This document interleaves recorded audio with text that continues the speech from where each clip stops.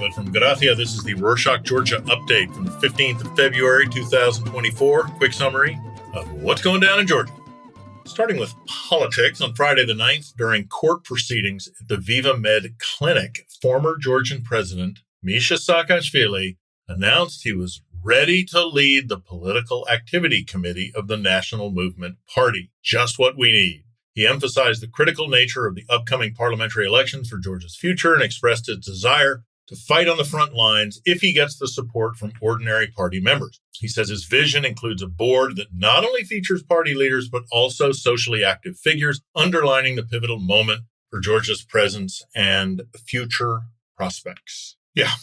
On Friday the 9th, Prime Minister Irakli Kobakhidze issued an order appointing new ministers. This move comes after the parliament affirmed its support for Kobakhidze's government. The reshuffle saw Janashar Urchaladze being replaced by Irakli Chikovani as Minister of Defense. On Thursday the 8th, a landslide struck the village of Nergeti in Georgia's Imereti region, devastating 4 households and ending 9 lives. Emergency response team mobilized quickly. They were led by Imereti and included 200 firefighters and rescuers. Same day, the Samegrelo-Zemosvaneti region suffered severe windstorms and flooding that resulted in substantial damage and power outages. Efforts to restore electricity and clear roads of avalanche debris in Tago village in the same region continue.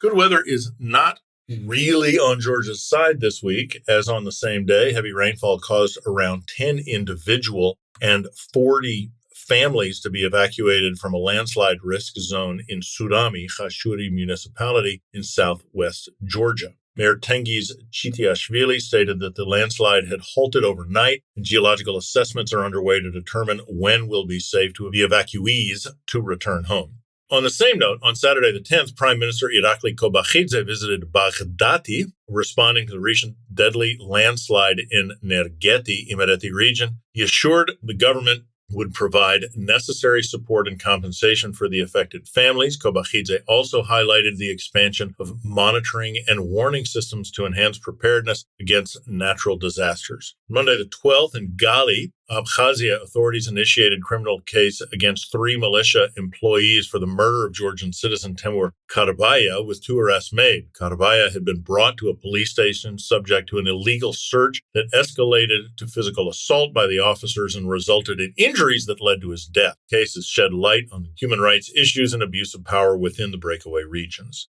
Speaking of illegal detentions, on Tuesday the 13th, the Incident Prevention and Response Mechanism meeting in Ergneti, adjacent to South Ossetia, Georgia, officials raised serious concerns about unlawful detention of Georgian citizens Dmitry Korinteli and Georgi Meladze. The main focus of the meeting was the murder of Tamaz Gintur, with Georgian representatives demanding accountability for those responsible, despite claims from the controlling forces that their border guards acted lawfully. Discussions also touched on the broader issues of illegal detentions, ongoing borderization, and the presence of Interpol-wanted criminal David Gurtsiev, highlighting the complex security challenges facing the region. Friday the 9th, a tragic shootout occurred at the Istanbul market in Rustavi in Kvemo-Kartli region of Georgia, resulting in 4 deaths and 1 injury. Ministry of Internal Affairs has confirmed the incident and reported that law enforcement responded to the scene following an emergency call. Investigations have revealed the incident was a targeted attack arising from a family dispute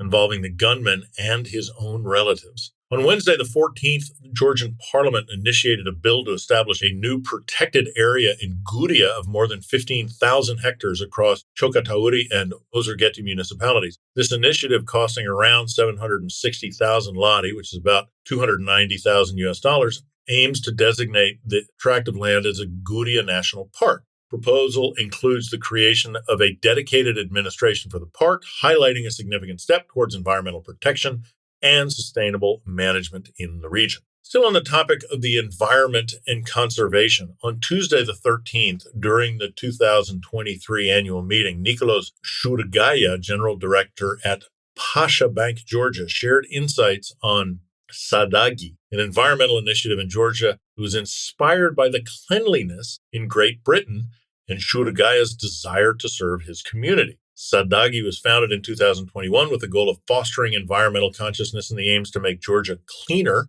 through various projects and community involvement, while also aligning with several UN Sustainability Development Goals. The initiative has gained notable support, including from celebrities like Keri Melua, and focus on education projects in schools to instill environmental values early on.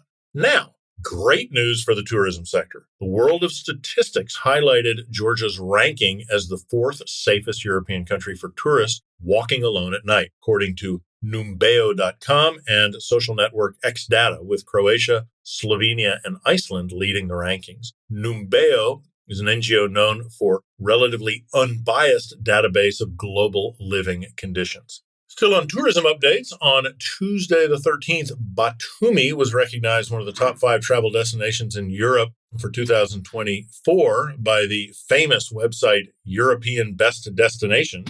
Batumi's safety, green spaces, friendliness, romantic atmosphere, and rich gastronomy, including Hajjuruli Khachapuri, puts it as one of the trendiest spots for travelers seeking a premium experience at a good value. Popular magazines like Forbes and Wanderlust have highlighted Batumi as a top destination. Their praise is based on a survey of over 1 million travelers worldwide. On the same day, the Telegraph in the UK highlighted Tbilisi as Europe's most exciting city, now more accessible to British travelers with the introduction of direct flights from Gatwick to Georgia's capital starting on the 13th of May. The new route, operated by Air Iberia, reduces travel time significantly, opening up what they highlight as Tbilisi's unique blend of dynamic culture, historical richness, and an emerging fashion scene for convenient, long getaway weekends.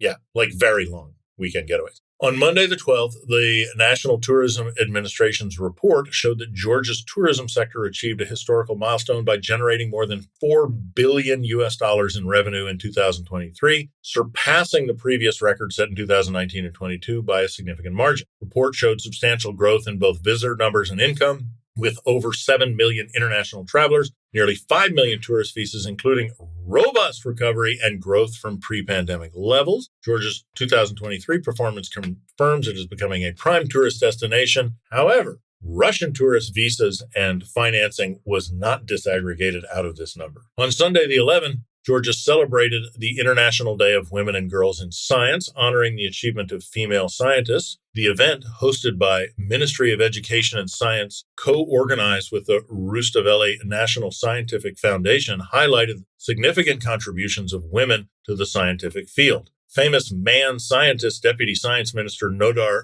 Papukashvili, and famous man scientist Foundation General Director Temuraz Dochvishvili acknowledged these contributions, emphasizing the importance of gender equality and the promotion of women and girls in science, technology, engineering, and mathematics, and they themselves illustrating that men themselves can become famous scientists or at least receive administrative positions for famous scientists. That's it this week. Thanks for joining us. Last week, we asked you to fill out a survey to get to know you. We got quite a few replies. Thank you a lot. We're very excited. Tons of great ideas. We'll be sharing the link to the survey in the show notes one more time this week.